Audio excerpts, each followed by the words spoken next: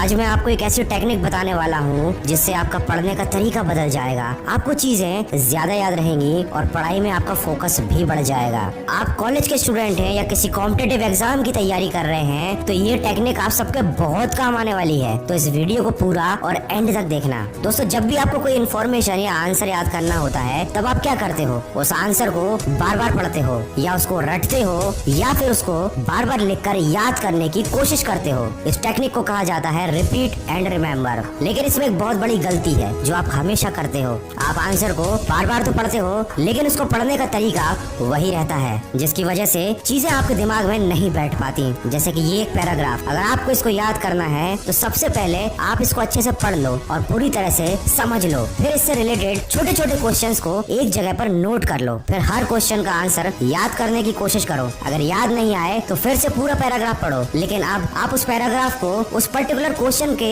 Answer को ढूंढने के लिए पढ़ रहे हो। तो अगर आपके पास ऐसे 5 क्वेश्चंस हैं तो आप इस पैराग्राफ को 5 बार पढ़ोगे, लेकिन अलग अलग क्वेश्चंस के आंसर ढूंढने के लिए। इस तरीके से जब आप इस पैराग्राफ को 5 बार पढ़ोगे तो आपका इंटरेस्ट बना रहेगा, क्योंकि आपके पास एक टारगेट है। बिना किसी टारगेट के इस पैराग्राफ को अगर आप 10 बार भी पढ़ोगे तो इन्फॉर्मेशन आपके दिमाग में नहीं जाएगी। लेकिन अगर आपके पास क्वेश्चंस हैं और आप उनके आंसर ढूंढने के लिए इन पैराग्राफ को पढ़ोगे तो इन्फॉर्मेशन ज्यादा जल्दी और इंटरेस्ट के साथ आपके दिमाग के अंदर जाएगी। दोस्तों, किसी भी चीज को याद करने के लिए सबसे जरूरी है उत्सुकता। मतलब आपको उस आंसर या उस इन्फॉर्मेशन के बारे में उत्सुकता होनी चाहिए। आपके मन में क्यूरियोसिटी होनी चाहिए। सिंपल लैंग्वेज में समझाऊं तो आपको इंटरेस्ट आना चाहिए। जैसा अगर मैं आपको बोलूं कि इस पैराग्राफ को पढ़ो तो आपको इंटरेस्ट नहीं आएगा। लेकिन अगर मैं आपसे पूछूं कि इस पैराग्राफ की तीसरी लाइन में क्या लिखा है तो आपका उस पैराग्राफ की तीसरी लाइन पर फोकस जरूर जाएगा। इस टेक्निक की सबसे अच्छी बात यह है कि इसमें जो क्वेश्चंस हैं वो भी आपको ही बनाने हैं। तो आप क्वेश्चंस को बनाने के लिए इस पैराग्राफ को और अच्छे से पढ़ेंगे। आपको बोरियत भी नहीं होगी। पहले आप पैराग्राफ को पढ़ेंगे, फिर आप उस पैराग्राफ को इसीलिए 5 बार पढ़ेंगे क्योंकि उसमें से आपको 5 क्वेश्चंस निकालने हैं। फिर आप उस पैराग्राफ को 5 बार पढ़ेंगे क्योंकि आपको उन 5 क्वेश्चंस के आंसर भी ढूंढने हैं। इस मेथड को आप एक बार ट्राई करके जरूर देखना। इससे आपको याद भी जल्दी होगा और पढ़ते समय आपको इंटरेस्ट भी आएगा, नींद नहीं आएगी। दोस्तों, हर इंसान के याद करने की क्षमता अलग अलग होती है। माना कि हमें खुद को किसी और इंसान से कंपेयर नहीं करना चाहिए, लेकिन अपनी क्षमता के हिसाब से